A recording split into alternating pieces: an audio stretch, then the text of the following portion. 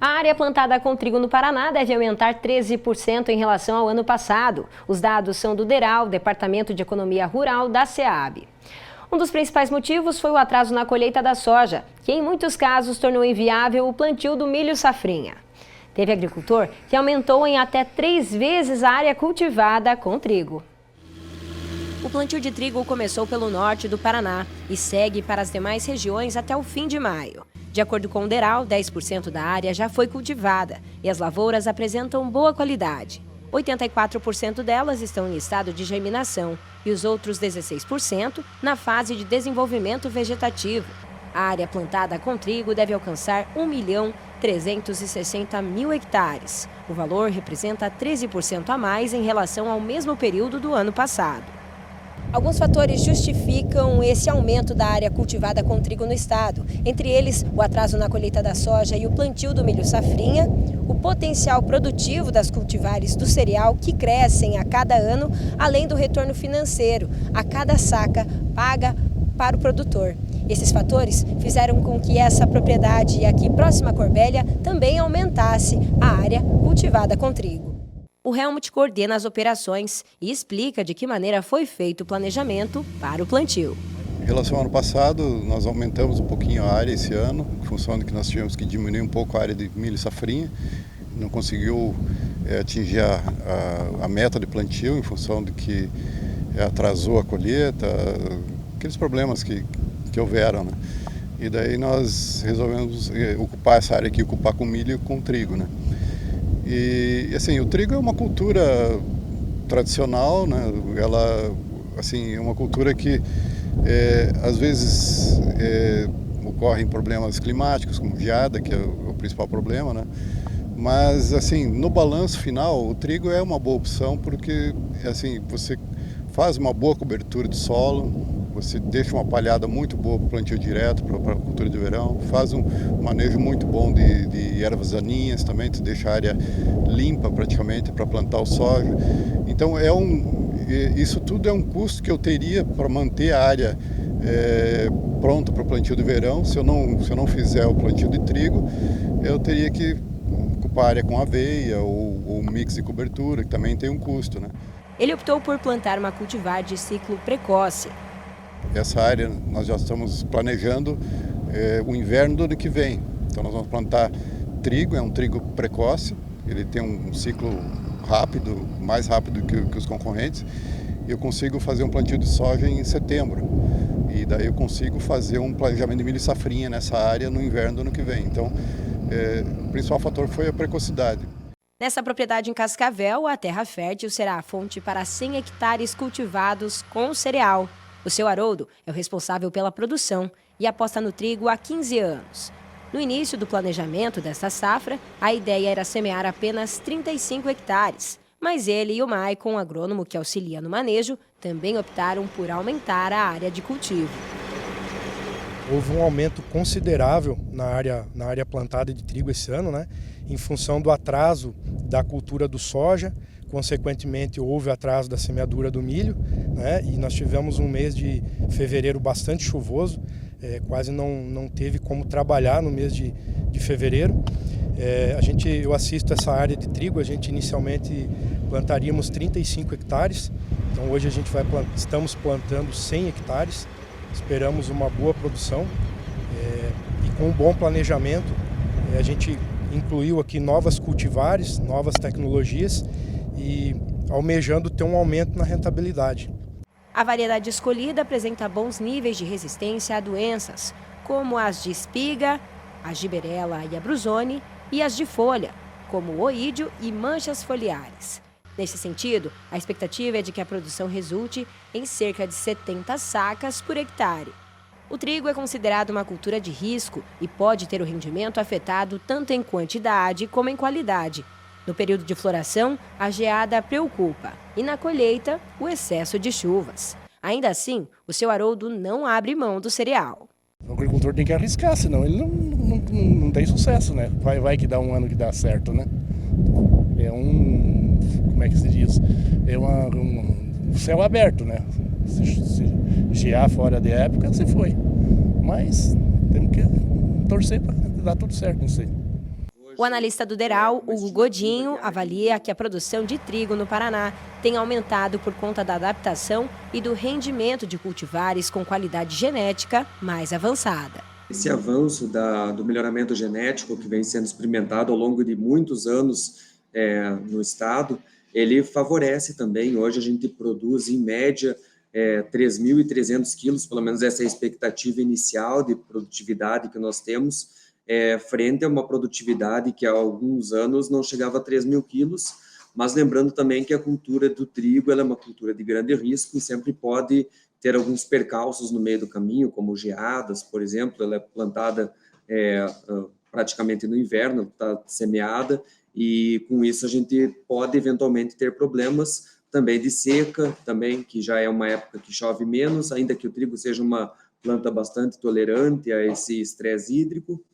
E a gente tem visto ao longo dos anos esse aumento de produtividades, que é uma máxima não só para o trigo, mas para todas as culturas no estado, e a gente tem cada vez melhorado em ciclos mais curtos, conseguido produzir mais. Isso é muito bom para o produtor diminuir o seu risco, de certa forma. E aqui no estúdio a gente continua falando sobre o trigo, e por isso a gente recebe o presidente da Copavel, seu Dilvo Grolli. Muito bom dia mais uma vez aqui conosco. Muito obrigado pelo convite, muito bom dia. Bom dia. O trigo é um cereal versátil que é cada vez mais produzido no Brasil e consumido nacionalmente cada dia mais também, né, seu Dilvo? O trigo é um cereal que nós temos no estado do Paraná uma tradição na produção. O Paraná liderou por muitos anos a produção de trigo dentro do Brasil. Perdemos a última safra para o Rio Grande do Sul em termos de produção de trigo. Mas o Paraná tem essa cultura e este ano de 2023 o Paraná irá plantar a maior área da sua história, 1.360.000 hectares. E as variedades que foram desenvolvidas nos últimos anos pela pesquisa aumentou muito a produtividade. Esse cereal dava 2.800, 3.000 quilos por hectare, agora nós estamos colhendo facilmente de 3.600 a 4.200 quilos por hectare. Então aumentou a produtividade com as novas variedades de trigo. Esta cultura é tradicional no estado do Paraná e o trigo, ele nos últimos anos, desde 1986, nós tivemos ali um equilíbrio entre produção e demanda de trigo no Brasil. E depois não houve mais um interesse por parte do produtor, porque a logística do trigo ficou difícil no Brasil, porque todos os moinhos, os grandes moinhos brasileiros estavam lá ao lado, na orla marítima, no Nordeste, no Rio, ou qualquer cidade na orla marítima. Então, esses moinhos foram construídos com a visão estratégica de importação de trigo. E nós no interior, certo, que onde se produz grãos e o trigo também, nós tínhamos uma dificuldade de logística para chegar até a esses moinhos. E também esses moinhos perdiam competitividade, porque eles tinham que trazer também, distribuir para o Brasil a farinha. Hoje não. Hoje nós temos uma boa quantidade de moinhos no interior. E os moinhos mais modernos hoje estão no interior. O Paraná, por exemplo, vai colher em torno de 4.800.000 toneladas de trigo, e tem capacidade de esmagamento de 4 milhões. Então, olha como é importante, você incentiva a produção, aumentando a área, com novas tecnologias, tá? E tem a capacidade de moagem de 80% dessa colheita. E aí fica dentro do estado, aqui no estado, a cadeia desde o insumo, o plantio, agroindústria até o consumidor. Todo o ciclo, né? Eu vou aproveitar e já chamar o professor Celso para essa conversa em relação à produtividade. Esse avanço, esse aumento de produtividade se deve muito às pesquisas realizadas para aumentar a qualidade genética dessas cultivares, né, professor? Essa sua área, seu campo? Área. Não, eu comecei com aquelas produtividades baixas, né, Dilvo? Você sabe disso, né? E hoje nós estamos vendo essa espantosa a velocidade como está ganhando a genética nisso aí, né? Se nós fizermos um corte, lembrarmos aí o que acontecia nos anos 80, a nossa produtividade de trigo, 40 sacos, 2.200, 2.400 quilos por hectare. E depois passamos para 2.800. E hoje nós já estamos falando em torno de 4 mil quilos por hectare. Essas novas variedades que a pesquisa oferece ao produtor e a cultura também do produtor em eventos que dão assim para ele uma visão de como produzir na área com os tratos culturais novos também que está acontecendo. E o trigo é muito excelente, eu estava assistindo a apresentação dos agrônomos também, olha que coisa importante, fala-se em planejamento da área. Planejamento da área é o que nós mais precisamos hoje. Melhora a estrutura do solo, facilita a produtividade, dá uma resposta imediata à ciência que pesquisou novas variedades. Então, a equipe técnica também, ela hoje está muito bem sintonizada com a pesquisa e ela é o elo de ligação entre a pesquisa e o produtor rural. E quem ganha nessa história é a cadeia. E o Paraná tem condições de produzir 4,8, 5 milhões de toneladas, tem condições de industrializar 4 milhões de toneladas e veja quanto essa cultura deixa de receita dentro do Estado. Um exemplo claro, não como exemplo, mas uma realidade, quando o produtor colhe 1 quilo de trigo, quilo de grão de trigo, ele comercializa num valor médio de R$ 1,50. Quando vai para a agroindústria, deixa a farinha pura, tira o farelo, esse mesmo quilo passa a ser vendido por R$ 3, R$ 4, ok? Quando ele vai para a panificadora, ele é vendido por R$ 10 a R$ 12 no pãozinho de cada dia. E essa circulação de dinheiro, desde o R$ 1,50 até o 10, 12, fica na cadeia, mas essa cadeia muitas vezes é na mesma cidade, é na mesma região. Então olha a importância econômica desse produto, é diferente, por exemplo, da soja, você industrializa, o farelo vai para um lado, o óleo vai para outro, e esse aí não, agrega valor e distribui margem dentro da cidade ou da região. Mercado interno. Eu acho também, digo que nós tivemos uma época também onde, vamos dizer assim, o pessoal da Argentina e o Canadá começou a exportar a farinha pronta para nós, né? Então esses moinhos começaram a ficar com certa dificuldade. Isso talvez até favoreceu a implantação de moinhos que fizesse todo o processo, né? Porque eu vou me interessar, porque eu vou comprar para quê? Eu vou comprar o trigo se eu pego a farinha com o preço já pronto, né? Então houve uma época dessa daí também, não sei se você se recorda, né? Isso foi no início dos anos 90. Exatamente. Onde criaram o Mercosul. E aí as indústrias metalmecânica, para vender aos países do Mercosul, criaram uma linha de venda. E qual é a contrapartida que esses países fariam para pagar essa conta de câmbio?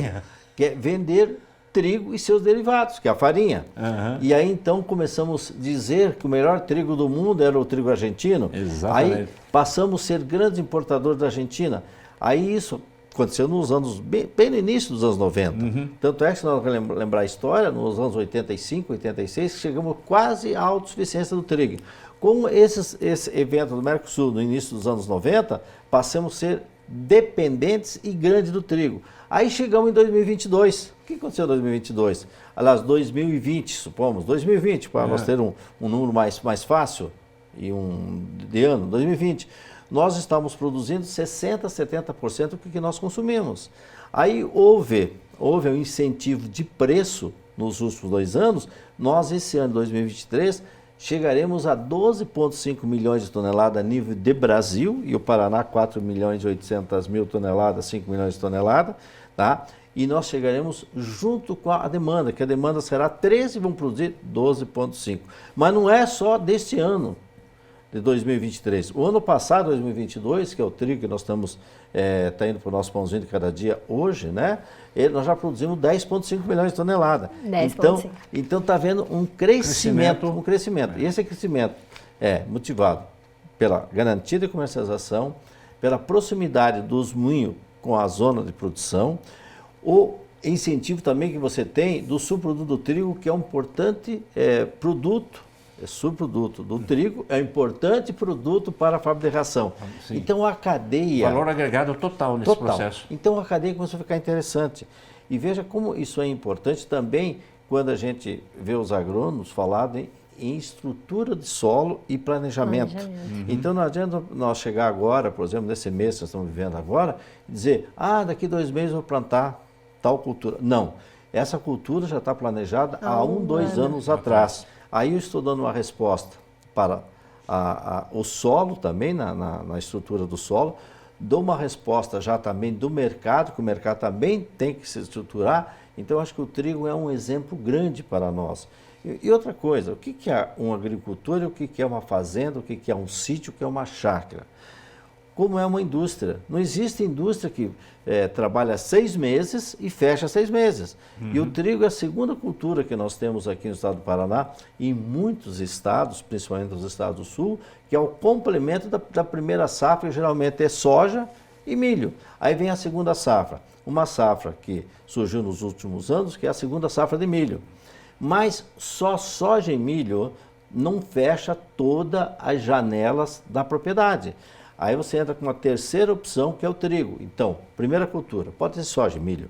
Segunda cultura, você pode fazer ou faz milho safrinha ou vai para o trigo. Então você preenche toda a ociosidade de mão de obra, ociosidade de máquina e equipamento, faz um planejamento de estrutura de solo, faz um planejamento também de como você vai preparar até os produtores de insumos. A pessoa não compra insumos hoje para plantar amanhã. Você faz um planejamento das compras de 6 meses.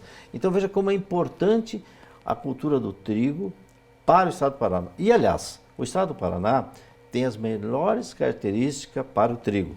E muitas vezes as pessoas questionam, mas e se gear? Gente, tem um seguro. Eu não tenho como parar a geada, mas eu tenho como eu ficar garantido se houver geada, que é o seguro. Tudo está dentro do custo. E é uma planta que deixa uma lucratividade hoje em torno de 30% em 4, 5 meses. Vamos pensar o que é uma lucratividade de 30% em 4, 5 meses? Qual é o mercado financeiro que me dá esse retorno? Fantástico. Num momento que eu tenho ociosidade na propriedade. Então, essa situação de que o trigo representa uma cultura de risco poderia ser aí trabalhada com a questão do seguro, né, seu Diogo? Não tem mais risco, eu tenho seguro. Seguro, então, no caso... eu tenho que me planejar também da colheita ao plantio e também de como garantir se ver algum fator climático nesse meio. Certo. Então, é planejamento. Então, não tenho eu reclamar da sorte. Eu tenho que ser também uma pessoa de planejamento, inclusive para garantir o meu patrimônio. Exato. Eu tenho mais uma perguntinha para ele. Mudou essa cultura de plantar o trigo, a pessoa está se planejando, tá tudo isso que o senhor falou aí, né? Mas a Copavel tem um show rural de inverno especial para fomentar isso daí, né? Para o agricultor, né? Quando a gente fala em show rural, e nós mesmos da Copavel, começamos a pensar sempre grande. Ah, mas o show rural é um evento que reúne 380 mil pessoas em 5 dias. Como é que nós vamos nos adaptar, fazer um evento para 20, 30 mil pessoas? Puxa vida.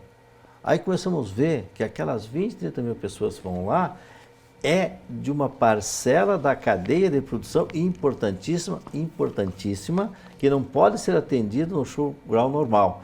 Que, por exemplo, como é que os pesquisadores vão fazer campo experimental para mostrar para os produtores rurais e mostrar também para os técnicos? Isto é multiplicado dentro do show rural e é um evento de menor dimensão em número de público. Mas muito importante. Mais importante, de uma grandeza para a cadeia do agronegócio. Certo? Então, acho que esse show rural que você se referiu, professor Celso, da cultura de inverno, e ali nós podemos colocar algumas outras culturas, caso o produtor não queira somente preencher sua área com trigo. Então, é um evento que tem tudo para crescer, mas o mais importante, é uma ponta de apoio aos técnicos, aos produtores e aos moinhos também, porque os moinhos também fazem suas experiências com as variedades novas. Quer dizer, qual o rendimento de farinha, qual o rendimento de farelo, qual é o tipo de farinha que sai desse trigo, daquele. Então, esse evento rural de inverno da Copavel é um evento que não tem a grandeza em número de público que tem outro, mas a grandeza técnica de mesma importância como fosse o evento rural nas culturas de verão. Grandeza técnica e de suma importância para a cadeia do agronegócio brasileiro. Com certeza é um processo, é um evento de grandíssima importância, né? Vai cumprir uma lacuna que existia aí que ninguém percebe, né? Não só trigo, mas tem outras culturas de cereais de inverno também que se encaixam aí, né? Sim. Bom, aí você pode trazer para esse show rural de inverno também a cultura de produzir forragem para gado de leite. Olha que importância começa a ter. Produzir algumas outras culturas direcionadas ao inverno e também de proteção ao solo. Sim, correto. Muito bem. Nos vemos então no Show Rural de Inverno. Com certeza o Agrofag estará por lá mostrando essas novidades para o produtor com as culturas dessa estação do inverno. E, seu Dilvo, nós te agradecemos por estar aqui conosco mais uma vez, sempre à disposição. Então vamos combinar o encontro no Show Rural de Inverno, que será no dia 23, 24 e 25 de agosto de 2023. Anotado, Beleza. 23, 24 e 25 de agosto. Muito bem, seu Dilvo, até a próxima. Até a próxima.